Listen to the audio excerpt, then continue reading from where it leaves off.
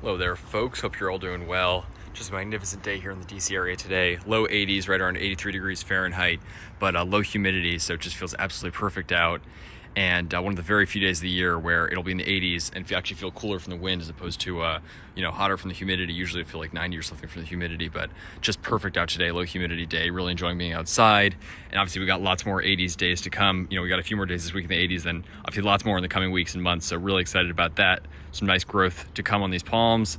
And I just wanted to share with you a little trimming I did here of my Trachycarpus fortunei, my biggest one. This one, as you may know, I planted last spring, like about a year ago, and it just went through its first winter. Hit a low of around 6 or 7 degrees Fahrenheit here. Actually, while I was away in Cincinnati, the same cold blast that swept through all the east, and it was a nasty cold, especially in Cincinnati. It wasn't as bad here, but still 6 or 7 is pretty low for the DC area. And sure enough, this thing made it through. No spear pull, no problem. Just, really, really awesome to see. This is a nice, tough one. When I bought it, the guy actually said it was trucked up from Florida. So obviously it's a Trachycarpus fortunei. It's the same palm, so it's not like it's gonna be less hardy if it's from Florida. But I mean, you never know with the, the seed source and stuff like that. And, obviously it does become sort of accustomed to growing conditions.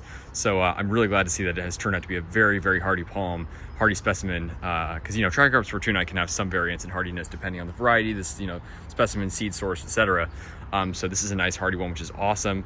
But of course sustained a little bit of damage to some of the fronds, which I just ended up trimming off. Took one off here. So this is like one of these upper fronds. There's a few that were sort of from this top area. Most of them were sort of the lower hanging fronds, which a lot of them had previous damage from the previous winter, which it was not in the ground for. I bought it like late fall of, God, I don't even know what year that was, 2021, I think. And because it was late fall, obviously I didn't want to plant it. It was already like cold out, so I kept it in a pot all winter indoors, that building over there. But the thing is, it was in a pretty small pot. You can sort of see the root size. I actually need to cover this up. You can sort of see the general area of where the roots were. It was very pot bound, root bound, whatever you call it. When I took it out of the pot, you could just see the roots filling the entire pot. Very tough for it to get water. Didn't have enough soil. Didn't have enough room to grow. And overall the palm was suffering. I thought it was like a watering issue, but really it was just that it was really root bound. I mean, it was pretty easy to tell. Also, just the size of the pot was way too small for this palm. So that's something you always want to keep in mind. People keep like bonsai palms sometimes, and there's a certain way to do that, I guess. But if you just keep a palm in a restricted pot, it can, certainly stunt the growth. And in my case, a lot of the lower fronds turn brown. So I had that combined with, and I never trimmed them off the last season. So I had that combined with the bit of winter damage. Honestly, the winter damage really was only visible on like 2, maybe 3 fronds. Obviously I'm sure it affected some of the others. Like I'm sure this is obviously some residual winter damage, but honestly pretty minor, considering the temperatures. 6 or 7 degrees, usually not trachy killing temperatures. On my 2 trachyes over here, the take heel, unfortunately, I had to take it out. I dug all the way through, and the spear was mush all the way down. Terrible to see. Honestly, I was kind of surprised because the spear pulled pretty late. I thought it would recover, but sure enough, not. The needle palm still waiting for growth on that. Still fully green, but the spear pulled, very unusual. These 2 trachyes pushing out new growth slowly but surely. Not too slowly. They're actually, pushing at some nice speed there. So pushing out growth there, that's awesome to see. Not much to look at right now, just little tiny stubs right now. But soon enough, I'm sure by the end of the growing season, they'll have some visible foliage, albeit small. But this palm, sure enough, obviously an established trachy should take 6 or 7 degrees. No spear pull, no problem, which everyone that I saw in the city did. I didn't see any.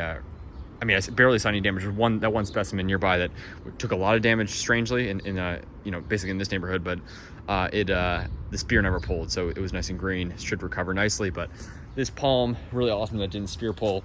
Again, you'll see just obviously some discoloration on some of the fronds. Usually most of it comes back. These are obviously fully green.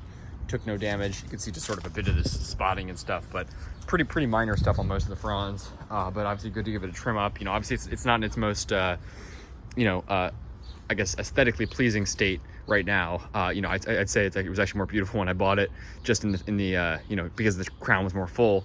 But it's grown a lot, which is nice, and sort of gives me an idea of the growth rate, which I haven't been tracking. I should put a marker on it, see how fast it grows. But most of these fronds I would say were probably put out last season, so that gives me a good idea. It should recover and probably fill in most, if not all, of its crown this season, probably all of it. So I'm really excited to see that. Should put on some nice trunk this year, especially at a size like this. This one trachy's really start taking off, and I was just really amazed how fast it grew this past year. The top frond, which is now like up there, you know, over me, probably like close to 7 feet at least. You know, it was probably like the top frond was probably like here when I bought it. So put all that growth on. Lots of new fronds came out last season. So really awesome. I've yet to see it flower actually, which is interesting because I actually just cut off the stalks, but there were 2 flower stalks from last year that were remaining on there. But I don't actually remember when it was flowering, but I know usually they flower decently early in the season, probably sometime around now. So I expect that at some point it will be flowering, and this is a female palm, which is good because it means it can produce seed, but obviously you need male pollen to do that. So you know, if I can find a source in the city, maybe I can actually get seed on my Trachy. I think that'd be pretty cool. But yeah, I just want to share that with you. A little update on this Trachycarpus fortunei windmill palm here in the DC area.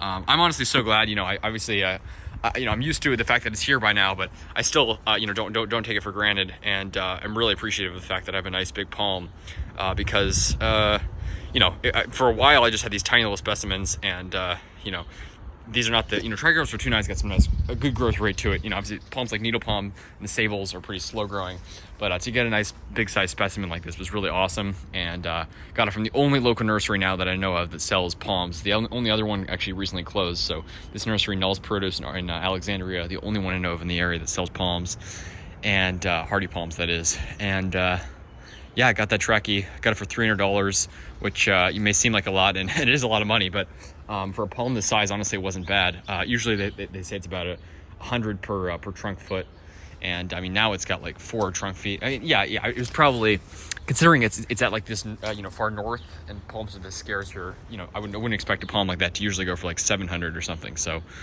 you know, 300 is not bad. But, you know, certainly not buying $300 palms with some frequency. So I probably am going to stick to the smaller ones for now for planting. But really, really awesome. Yeah, and then I showed you guys last video, if you didn't see it, the Sable Atonia starting to open. Sorry, there you go. Starting to open this spear. That's amazing. Didn't spear pull at all. This thing was, I mean, I would almost call it sort of like unprotected. I know I had like the burlap over it, but to be honest, it was such a minor thing. And all that damage is just from the burlap being against the fronds. Really, really awesome to see. Really, really impressed by this palm, and just awesome. Love Sable Atonia, so that's really, really cool. And then the Trachycarpus fortunei is definitely a force to be reckoned with when it comes to the cold. These things are tough palms, and I just love them. You know, I think a lot of people get sick of them, especially maybe in climates like, you know, I don't know, somewhere in the southeast where it's really humid and they don't do as well. But, you know, we get crazy humid here, but we're not by the coast. We don't get the salt spray and stuff, so they seem to tolerate our humidity just fine. They tolerate, again, like 90% of our cold just fine. Occasionally they'll get damage here. You know, obviously, you know, on occasion every like 10, 20 years or something with the killer freezes that can take out a lot of them. But there are old established specimens in DC, as I made videos of, that are, you know, 20, 30 plus years old. So there are some survivors out there in DC. I'm north of the city here at a bit of an elevation, so you know, slightly more marginal here, but you know, still pretty hardy palm here. And if it survived, you know, a pretty bad freeze this year, you know, I'm impressed, and yeah, it gives me hope about what's to come for this palm and its long-term survivability here. So really, really excited about that. And yeah, really nice to see it didn't take that terrible damage to it. You know, it's at a size where I'm not one for protecting palms anyways, but this is a big enough size where I would not, you know, it'd be pretty difficult to box this thing in. It's a big box you need, certainly, and heating it, so I'm not really one for that. And I think it's going to be, you know, now it's really well established, so really interesting to see.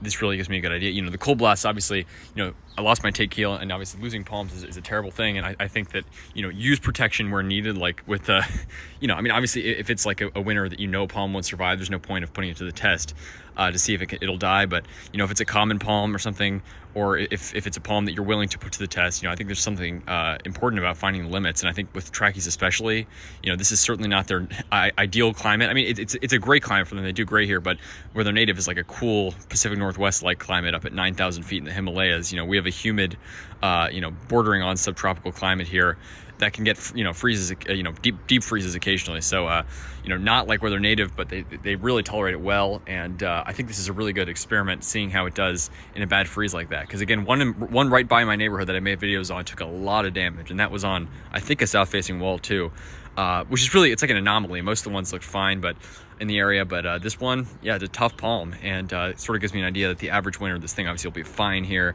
You know, the very worst of cold blasts, I think it'll be really interesting to see how it does. And obviously, you know, if there's something horrible like, you know, -5 degrees, I'll probably protect it, but hopefully that won't happen anytime soon. So excited to see how this thing does long term. And yeah, really, really awesome. Just want to share that with you. Gave it a little trim here, and should put out a lot of nice growth this season. So take care, folks. Like and subscribe for more videos. Stay tuned. Have a good one.